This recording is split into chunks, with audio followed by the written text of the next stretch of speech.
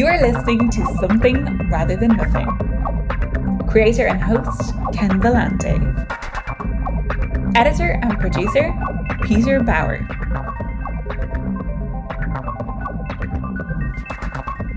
This is Ken Volante with the Something Rather Than Nothing podcast, and I'm very excited to have Kimberly Laberge and Cory Fitzsimmons, who are involved with a play, Things I Know to Be True. I'm reaching them in the wonderful state of Wisconsin and talking to them from the Pacific Northwest here in Oregon. Kimberly and Cory, really wanted to welcome you to the Something Rather Than Nothing podcast. Welcome. Thank you, Ken. We're excited to be here. So excited to be here. So we start with a question at the beginning, and Kimberly, and I know from your bio, you're a teacher, stage manager, director, critic, and Cory, actor, teacher, and director. So we're deep into creating and creating on the stage. But I want to ask a question, and we'll start with you, Kimberly, first. Were you an artist when you were born? I mean, I think it's difficult to say. I think that everyone has an artistic tendency in them at birth. You know, you give a baby paint and a piece of paper, or you give them music and they'll dance. So I think to that extent, everyone has the potential to be an artist. But I was lucky in that I grew up in an environment that fostered artistry. My family really valued the arts. They took us to do artistic things from a young age. My dad and sister are musicians, and my mom is a publisher and writer. And so in that way, I really grew up in the arts, which I think helped make me the artist I am today. So I was an artist when I was born in the way that all of us are, but I became an artist at a young age thanks to a really incredible support system of other artists. Yeah, thanks, Kimberly. I asked this question a lot, and it really connects to what happened when you're younger. Like, you know, was it cultivated or not? And it's great to hear about that. Hey, so Cory, you're born. Are you ready for the stage right then? Were you an artist when you were born? I'm going to go ahead and say no. I grew up in a small town, and there was not as much opportunity for artistry, and I didn't have a whole lot of, I didn't go to plays a whole lot when I was younger.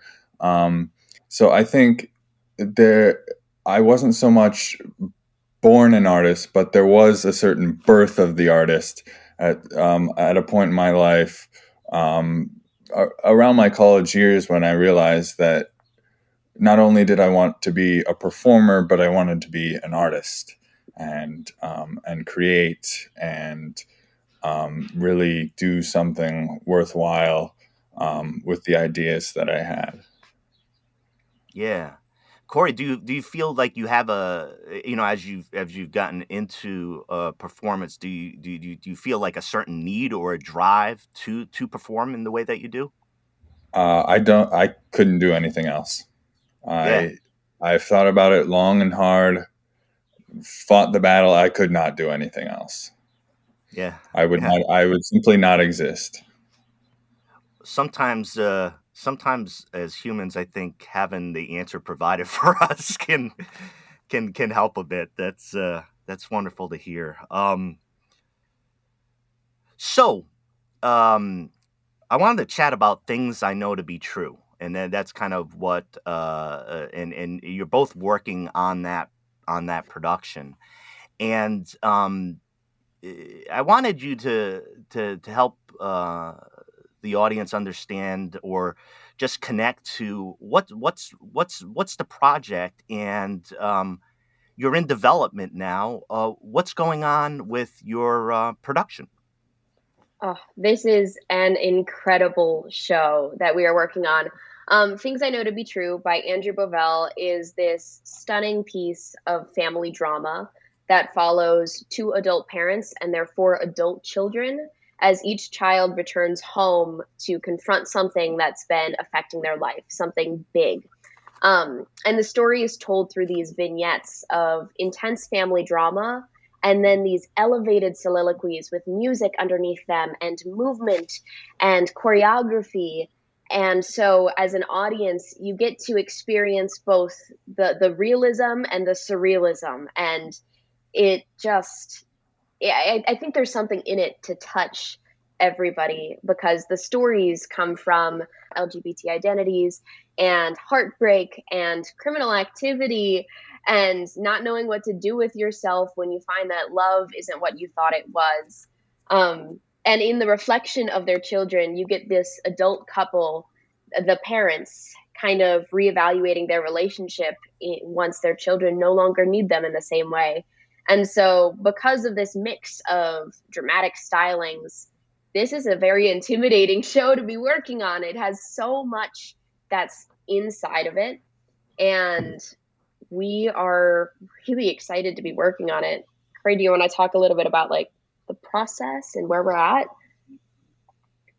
Oh, yeah. So we've auditioned our fine actors. We've secured spaces for rehearsal and performance.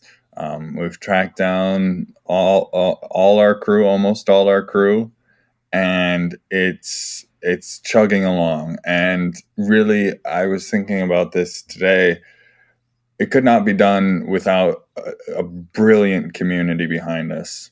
And we're just so lucky to be having all the people that we have on board with our project. And we're starting rehearsals. I don't know when this is going to air, but we're starting rehearsals on the 15th of February, and it's going to be so great to finally get in the room and play with these actors and have them discover the story and their characters through ensemble building, through different processes.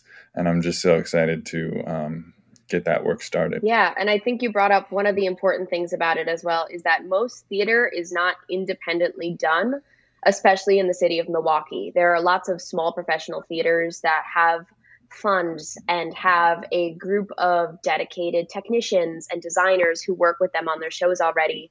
And this is a ground up production. This was just us with a show that we loved and with a small team of us that have enjoyed working together before. And so everyone who's come in on this project has just come in for the purpose of creating the love of this show. And that is really moving. Yeah. And thanks for mentioning that. I mean, the independent component, I do an independent podcast here, and it's a different animal. And I hear, the excitement and the passion for this project. And for me, that's always, in my mind, that's the fuel for you to get over the hurdles of, man, I just, for a couple of these pieces, I wish I could just snap my fingers and get this person in place and that person in place and some resources. So I know, that's part of what you're trying to do. I wanted to ask a little bit about, your experience there and talking about the community and theater in your attempt to do this as an independent theater. I personally know, Milwaukee, and Milwaukee, when you mention it nationwide, people aren't like, oh, art scene or anything like that. There's still kind of like this post-industrial thing in folks' head, or it's compared to Chicago, which you can't compare. But what is the theater environment? Can you take us into like a little bit of what the culture where this is coming out of in Southeast Wisconsin? Yeah. So Milwaukee is a vibrant theater city. And I think a lot of people lose it in the shadow of Chicago, given our proximity. But I'm pretty sure that if we were located further from Chicago on the physical map, that we wouldn't be considered our very own pillar of theater. Most of our theater, save for a couple of larger regional theaters, is small professional theaters. Traditionally, most of the theater houses that people are performing in have a capacity of 200 or less seats. So it is a theater city for creating intimate pieces. And I think that that's the right place to do a show like this. It is about family intimacy, and it's about, being in the room when those kinds of arguments happen and those kinds of confrontations happen. What else? Cory, what about your experience with the city? Oh yeah. It like you said, it's a very unique theater scene, and it has its challenges, it has its upsides, and I think one of the upsides is that because of how, it's almost like a small town feel with the community. It's really like everybody kind of knows everybody or knows somebody who knows everybody, and that's really what's helped us along throughout the planning part of this process. Is like, oh, I know a person who knows a person, I know a person who knows a person who could help us out, and kind of using resources. Our resources here in Milwaukee, but also in Kenosha, where we did our previous show together. It's like kind of these twin communities of wanting to create and doing what we can and scrapping by with what we can. And that's the story of all the small theaters. We've had several of them close in the last few years, and it's been really kind of devastating to young artists like us who that's where we're going to get our starts. That's where we're going to get, that's our bread and butter for, the start of our careers. And so it's hard when there's not those sort of spaces. So we tried to create a show or an experience where we could, young or underrepresented artists could have their voices heard. So. Yeah, and Kimberly and Cory, it's going to be great. I'm excited hearing about it. As it comes together. That's fantastic. Cory, I'm going to keep you on right now, and I'm going to jump to the conceptual question that I'll ask Kimberly afterwards. You're putting your time in this. You're trying to create art. You're spending a lot of time trying to figure out how to do it. But what the heck is art? What is art? Okay. I've been thinking about this one since I found out about the podcast. I found out about the questions. Yeah, since I found out about the questions. So I was, for my capstone, for the last project I did in college, I was part of this show called Jarman, written by Kerdad Savich. And it was about the life of this gay theater director, Derek Jarman. Yeah. And he was this just incredible artist. Yeah. And one of the lines from the show was, some people say that art is an excuse for a drink. If you need a drink and you find yourself creating art instead, then you've stumbled onto something. Some people also say art is drink. I'm more in the second camp. I think art is drink. It sustains us.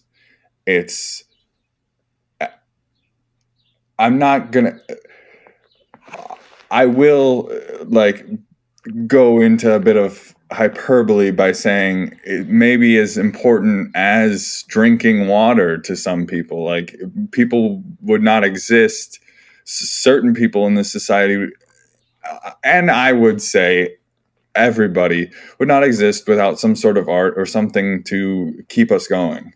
Yeah. So art is drink. Yeah.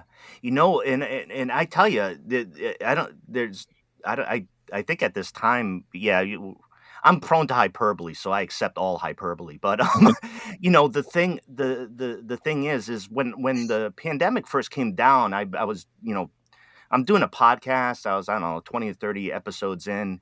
And then, pandemic started. And I was like, shit, are we all going to die? And why the hell am I talking about a painting on a wall, And I was just, just for a day or two. And then realizing like needing the water to drink like we all do in understanding that not only, at least in my opinion, was art vital for survival, it became more vital to show that there was, I don't know, something to connect with, some sort of something beyond, the day to day. And thank you. Cory mentioned Derek Jarman. He's a significant artist for me, and I've been very moved by his many times eccentric and unique work. I just wanted to say, as far as Derek Jarman, I was very moved by he did videos for the Smiths, very popular band, the Smiths, which you might be familiar with. He also did his own independent film. He did a strange film on one of the most important philosophers to me, Wittgenstein. Yeah, which is a very odd film and very wonderful in a very strange way. And finally, towards the end of his life, his paintings, as he had contracted AIDS and moved into painting, are just startling and moving. So Jarman is one for me that I've always been like rattled in a good way. Yeah, and he went blind towards the end of his life. So like that's another, like, somebody who is so like connected to art and like the visual experience going blind. It's just like this tragedy of almost, ancient Greek proportions. Like that's, it's really something. His life and his experience and just everything surrounding him is something special to me. Yeah. Okay. So Cory and I got the Derek Jarman love. Kimberly, over to you for the big one. You dedicate yourself to art. Yes. You keep busy. So what are you doing? What is art? What are you dedicated towards? I think I thought about this an awful lot in 2020. For me, art has always existed under the umbrella of theater specifically. Theater is my home. So I really think of art in terms of theater. And as a theater maker, we lost everything. And I went through so many waves of not knowing and having to analyze why we do what we do when it became so much harder to do what we do. And at first, when the world was analyzing what is essential and we weren't, it made me wonder why the hell we do what we do. Why? Because, if people can die and I can't be the one to save them, then what am I doing when I'm telling silly stories on stage, And time went on, and finally we began to innovate and do digital theater. And I will be the first to say, and probably not the last to say, that digital theater is not the same thing as theater on stage. It doesn't feel the same. It's not as great to look at, but we did it anyway. We created this theater that most of us objectively said, this isn't quite as awesome as what we could be doing, but we're doing this instead of doing nothing at all. Why? And then you talk to people again and you get them on screen and you're discussing what you create.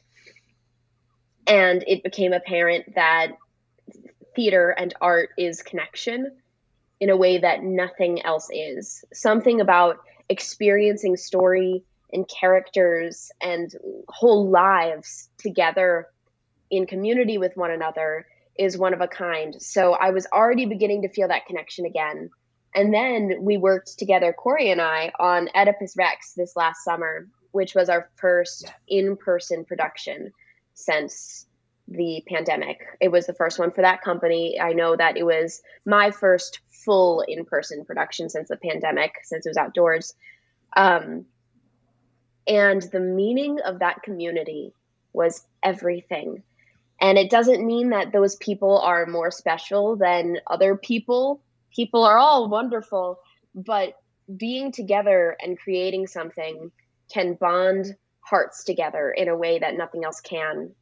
I remember I had seen a study once about if you get a whole audience of people in the theater and you're watching the play, that how many minutes into seeing a live play do people's heartbeats sync up? And it's a thing. It's a real thing, And so there is a physical, social, emotional, mental connection that you can get through theater that isn't met by anything else. And without that, people don't have much to live for. And that sounds dark. And I don't mean that without theater, there is no life, but without theater makers having theater, for us, it feels like there is no life, because that is where we get the heartbeats with each other. That's where we live. Wow. I don't know what I should say after that, but I gotta continue the interview. No, that is quite incredible. One of the things, as far as my discovery is, I've worked as a labor organizer, and one of the things is I started the podcast. I've only identified as an artist for the last 4 years. I'm 49, so in my mid-40s, I've always had an artistic bent, but creating the podcast, I started filming and started painting. But what I started to connect with is a piece that's in there that you're talking about, theater, which was basically organizing around arts. I've spent my life trying to organize people and being like, your boss sucks, let's do something about it, and organize people around that. And, around art and the community of art and connecting people. And like you said, with the heartbeat, it's really, if not physically, the idea of organizing is to move towards that. So when we were talking about before we went on about how I got to you, it's an organizing conversation, because there's these connections that led me to be able to talk to you. And that's, for me, that's kind of like how you put things together as well, where art's organizing, connecting people and connecting them around the project. And it's like the water or the breathing or the heart. It's that important. And I think it's important to say that out loud. And I think we a lot of times are reticent to do so and being like, it's this fucking important. It's this important. And for me in these times, that energy has helped me. And I think I hear it from you as well. Okay. I think we might have hinted at some of the answers to this, but Kimberly, if you could continue about art itself, what is the role of art, and has the role of art changed? Because for me, the world right now feels to me consistently radically different than it did 2-3 years ago to me and to many others. So what's the role of art generally? What's the role of art right now? Yeah. So in theater circles, we often talk about, is this piece of theater to entertain or to educate? We break it down to such simple terms. And I think that is such a disservice to what we create, because theater is so much and art is so much. So we already talked about how it is connection. But I also think that it is I suppose this is an offshoot of connection, but it's how we empathize with one another and how we grow to understand one another, because art has the capacity to communicate what we can't communicate so easily just by speaking it out. Some things have expressions that need to have visuals or need to have music or rhythm or meter behind it. Or for our purposes in theater, some things need to be told through another person's story for you to see how it is also your own story. And so I think the role of art is to connect and to empathize. And I think now more than ever, we're focusing on more conscious connecting and empathizing with one another. In the past few years, as we've watched Black Lives Matter take much of a greater stage in social commentary, and how that's more more it's a kitchen table conversation for a lot more people, but how do you give people the tools to discuss that comfortably? You do so through connecting and empathizing and seeing people's stories. And the same thing goes with, in the story that we're telling, there is an LGBT story in there that for some of our audiences in Wisconsin, that story may be uncomfortable, but it's addressing things through empathy of what the parents are feeling and what the adult child is feeling and what that story looks like from both sides. So I think understanding one another is most accomplished through art. Yeah, thank you, Kimberly. Cory, the role of art generally and is a little bit different now. Role of art. Yeah, like Kimberly said, empathy is everything when it comes to art. It's all about, getting people to breathe together. That's, another thing on top of like the heartbeats, is that the audience is breathing together, and you're hearing someone's, when you're watching a play, you're hearing somebody's vocal cords vibrate, and they're vibrating directly into your eardrums. So it's like that, just that connection of people, and which is so vital and taken away, over the past couple of years, taken away from us. People have had to say goodbye to their loved ones over Zoom, and go to graduations or other important life events over Zoom, and it's it stripped away that connection, and I think truly revealed to a lot of people just how important, breathing together, having your hearts beat together is, and it's why we're in a society, why we're together as people, why we are not all separate nomadic tribes constantly warring. We are collaborators. The human race are collaborators. We have our fights, we have our disagreements, but the role of art is to make us empathize with our fellow humans. And that hasn't stopped even in the last couple of years with the pandemic. There's such a power to that, and like the prominence of what's needed through the art experience. Like I've been complaining recently, like one of my big things that I haven't been able to do, and I've caught a couple of them, but for me, I'm a big doom metal fan, and metal's huge up in Portland and in Oregon. And there's a small community there, and I can tell you, like, folks who go to these small shows, they're cheap, they're dedicated fans, and we love doom metal. And it was like that kind of like music church. It was very clear, like, it was very clear because people would connect, they'd groove, they'd get into it. Metal, you can get some of that shit out in your head, the squirrels in your head, you can move around, and there's a big piece to whatever that experience is, whether it's from the stage, those are performing, those in the audience, or even the movie theater, sitting down at the movie theater being like, look at this great film that we're watching together at the art museum. So, things like that.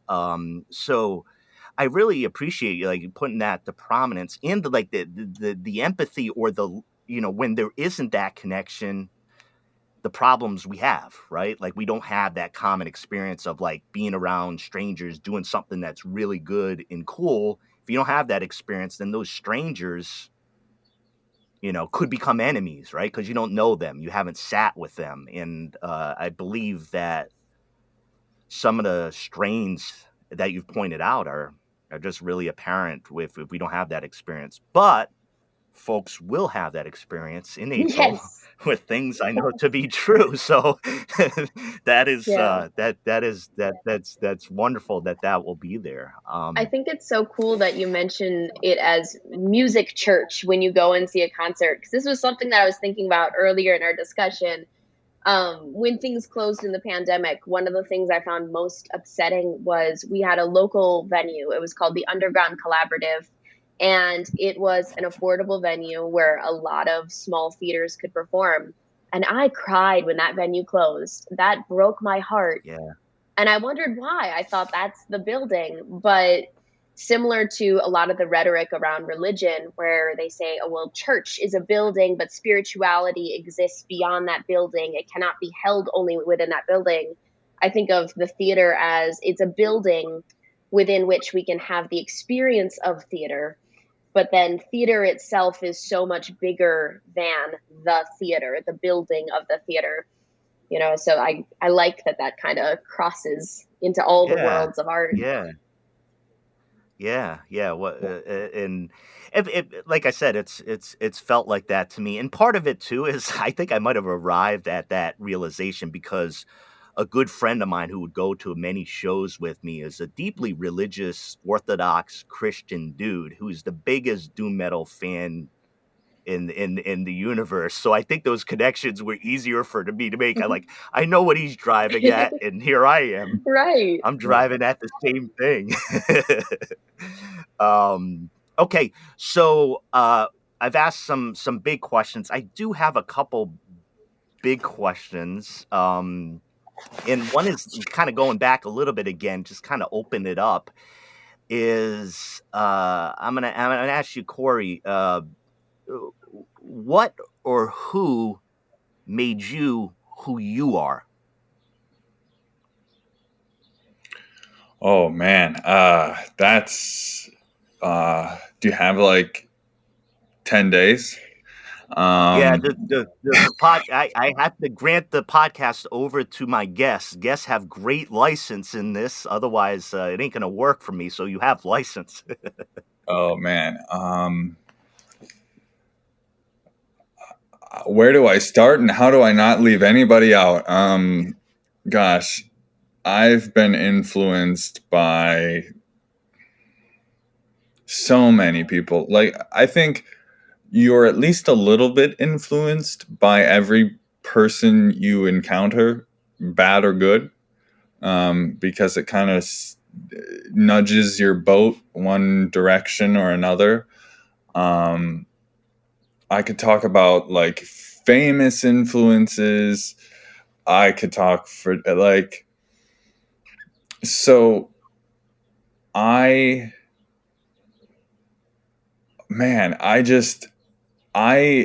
love so many different things in art, and like I'm a big music listener. I love like visual art, dance, like any type of art, Cory, really kind of.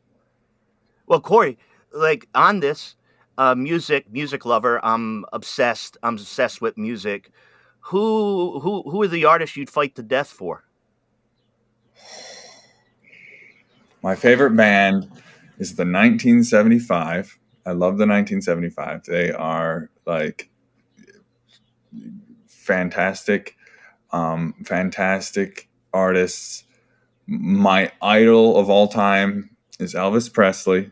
I love Elvis so much. Like, that was probably, actually, now that we think about it, that was probably the birth of the artist. In 8th grade, I was in a play, and I played an Elvis impersonator, and I think I was hooked ever since then. Let's see. Otis Redding.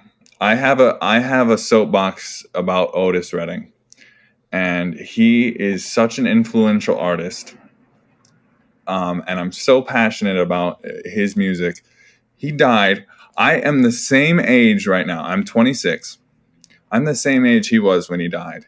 And that is gosh, like, I didn't realize it was 26. Wow, okay. I know.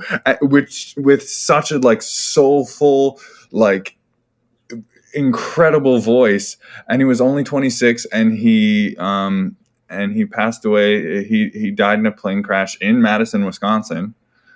And he's like left out of the conversation because he died before he was 27. He's left out of the conversation of like the 27 club. And I think he's the one artist that if I could like bring back to life or extend his career in some way, I would. Yeah.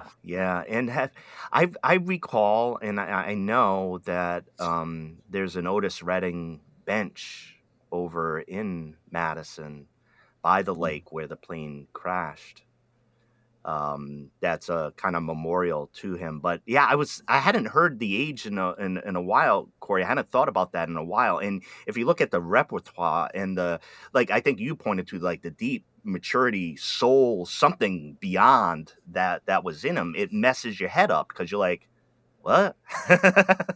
How do I tap into some sort of godly talent like that? But yeah. Well, geez. Well, Cory goes for the big ones. That's thinking about Otis and Elvis Presley. And Cory, I don't know you could pull it off. I could see you as Elvis, and I'm sure you do it here and there. Oh, have a blue Christmas without you. Yes. I was able to get performance on this podcast, and I knew I would because I had both of you, and I was able to get it. Incredible. Kimberly, Kimberly, who or what made you who you are? I'm going to take this in a different direction because I have so many artistic influences. I wouldn't know where to start. And, they're the obvious people in my personal life. Like, I am privileged to have a really supportive family, and all of them have been really wonderful in my entire artistic career and really involved. But I think that a huge turning point in who I am and what drives my art was a professor I had my freshman year of college. Her name is Dr. Jill Budney, and she is a professor of politics in the Honors College at UW-Milwaukee. And so that was a class I took. It was left, right, and center. And it was about understanding where politics comes from and reading the writings that a lot of the current political groups are founded upon, and then really studying our city of Milwaukee in that context. And that opened my eyes in a whole ton of new ways, because I always felt that I had a heart for my city, but in a very passive way. Coming from a place of serious privilege in my life, I didn't need to think about it in an all too critical manner. And then taking that class had me looking at my city in a lens that I never had before, and experiencing my walk through Milwaukee, recognizing my own privilege. And that changed everything I believe in. And now my art is very justice-centered, and it's about representing and lifting up underrepresented voices and serving arts to underserved communities and finding ways to get the resources to underserved communities so that they can create their own arts and we don't need to be speaking over them. And that's become the driving force behind most of what I do. And everything I create somehow wraps back around to that. So much of who I am is defined by how that professor was able to take me as I was and invite me in on this walk that led me to understanding where I exist in this world, in the grand scheme of things, and what I can do with the position that I've been given. Yeah. And I think there's such a power to that, the influence. I went to college, and I got advanced degrees, and I was also very sensitive and very curious. So I can even say that influence goes beyond, because this show stems from a class that I took in 1994. With a professor named Dr. Cheryl Foster. And the questions I'm asking here, we didn't cover all these. It wasn't in this format, but in 1994, I was excited about these questions. I was excited about using these questions for a piece of art. We studied The Silence of the Lambs. Saturday Night Fever. It was low art, high art, popular art, and so what's interesting is the influence that those questions or that interrogation from teachers, and you both teach like that, what that can do and how it can stick. So those questions from like, I don't even know how long ago that was, 28 years ago for me, and I'm on doing this podcast. The thread of this podcast goes all the way back to there. If you're sensitive and curious to the questions that people are asking you or challenging you with, and there can be some deep and profound change through that. It's great to hear about your experience though there, Kimberly, and learning about Milwaukee is such a complicated, difficult, Yes. and almost impossible city to deal with sometimes with its rugged history around the issues that you bring up. It has an ugly history for sure, and we have the opportunity to do something about it, or to create art without heart. And I couldn't possibly go back to creating art without heart. Couldn't do it. Yeah. No, thank you. Thank you for that. That is, that's just wonderful. Okay. The titular question of the podcast. Kimberly, the question is, why is there something rather than nothing? There doesn't have to be something. There doesn't have to be nothing. But I also asked the question in a creative way too, that you could answer it as is, when you create, is that coming from something, or is it coming from nothing? The main question is, why is there something rather than nothing? I think that theater is definitely a something. Theater is not a nothing. What would I be doing here if theater was a nothing to me? But I think that it's always come out of nothingness, because people are drawn to move and to speak and to sing and to create, and they have been since the beginning of time. You can trace back theater as a practice to the earliest civilizations that have been recorded. Everyone always lands back here. And so in a modern day where I'm not answering the same questions as they were grappling with then, some of which are the same, but a lot of those are questions that, our sciences have come to understand in a different light. I'm still creating something out of the nothingness that is wondering. There are so many questions that you can come up with any day, and especially in the light of the pandemic.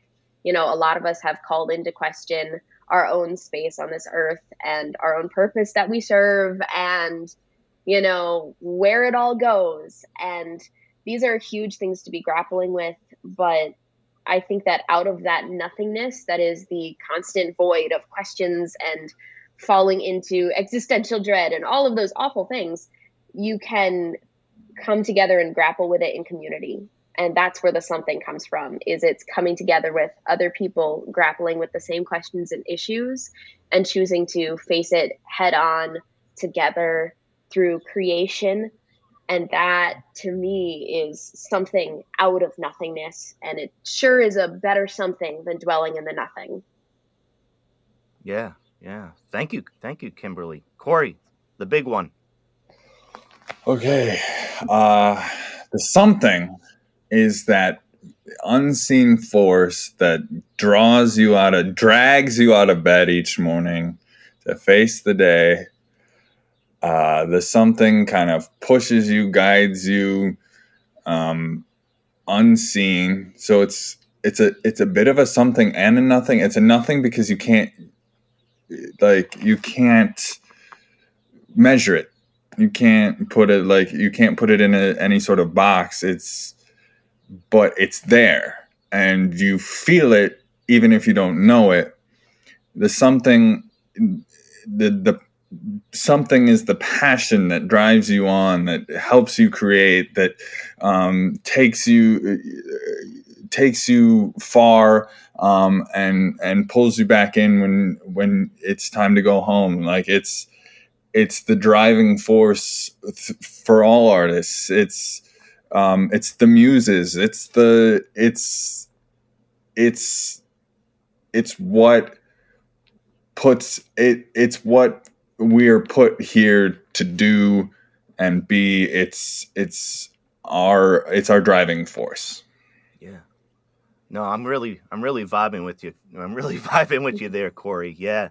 That pulls us along, and that is so deeply connected to creativity. I think it's a kind of like origin question, but it's a creativity question. I think it's like, why we do these things, and I appreciate both of you, doing what you do. But let's before we let you go, I want you to promote the hell out of things I know to be true. Like, tell and here's the task, for both of you. What I would like, look, this is the little engine that could, right? Independent theater.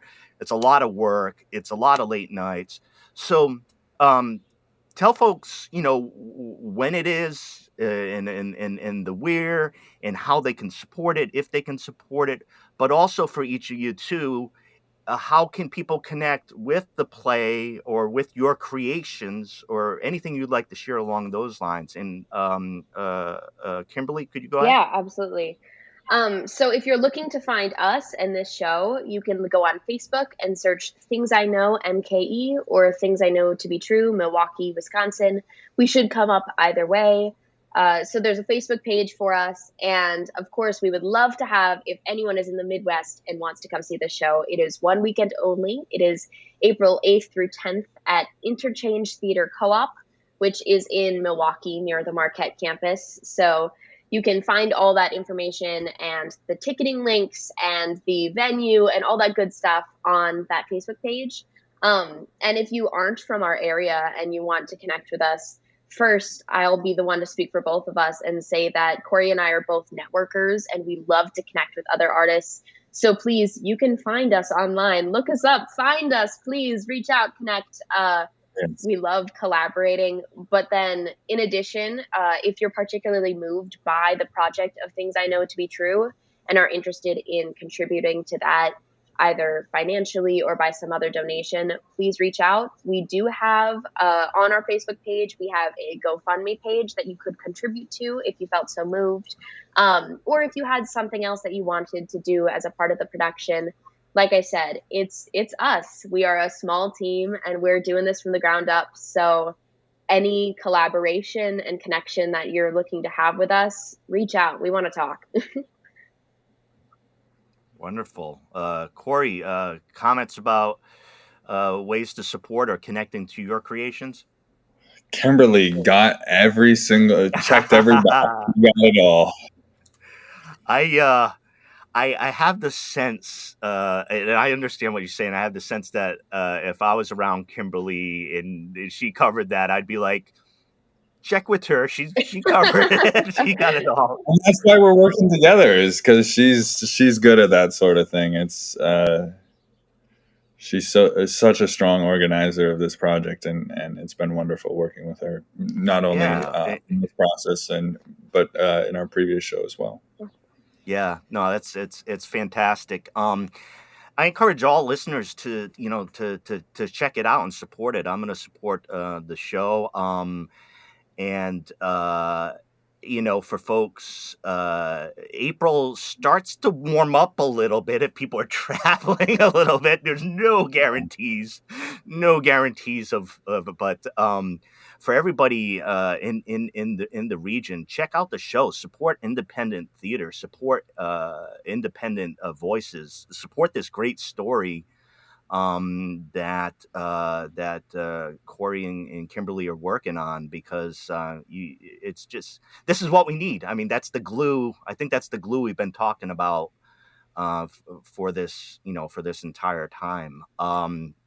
I wanted to thank you both for coming on the show. I mean, there's a lot that I'm thinking about, which is why that I do this show, because it's really stimulating to me. And I love talking art and other artists. And, I never know what artist or what conversation is going to happen. Yesterday or recently, I was interviewing a University of Oregon history professor, and we ended up talking about the painter Francis Bacon. And it's completely unexpected. And, talking about, Derek Jarman and, we don't know until we start to connect. And so we have the open space to like talk arty, and then we start to have fun. So I'm very excited for your show. I'm excited that we'll be able to chat right now. I want to thank both of you for coming on to Something Rather Than Nothing, and talking about art and talking about these big questions. It's been a great pleasure, and I was just wondering if you had any final words for listeners. Kimberly. Well, thank you. First of all, thank you so much for having us on, Ken. It's just been such a joy to hash through the crazy thoughts that we as artists are always fighting in our own brains out loud with other artist types. And to anyone who's listening who identifies as an artist, I just hope that you keep fighting that fight and keep making what you make, and you'll wonder why you do it some days, and other days you'll remember, and it'll all be worth it. And Cory, any final words and favorite Elvis song? Yeah, it's been a real pleasure talking with you today, and I'm so glad we had that connection on Derek Jarman. That's been a very special thing in my life, and I just want to reiterate, art is drink. Go quench your thirst. Favorite Elvis song? Are You Lonesome Tonight? Are you lonesome tonight? Do you miss me tonight? Love it. All right. Incredible. It's great talking with artists. Best of luck. Break a leg on the show. And I'm sure I will be, and many listeners will be following closely both your individual process as artists, but this great production that you're doing. Thanks for coming on the show, and have a great day.